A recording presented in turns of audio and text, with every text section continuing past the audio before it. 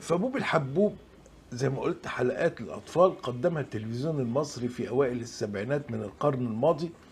يعني اللي هيعرفوا ويفتكروا جيل الستينات وما قبله من القرن الماضي، يعني جيل جده. وكانت كل حلقة تتناول موقف أو فضيلة أو قيمة أخلاقية معينة لتوصيلها للأطفال وغرسها فيهم.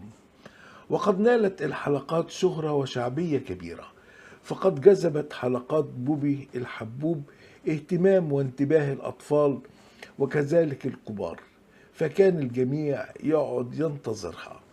حتى إن إحدى الشركات استثمرت هذا النجاح الكبير للمسلسل وأنتجت ألوان شمع للأطفال سمته ألوان بوبي الحبوب، وقد حقق انتشارا كبيرا.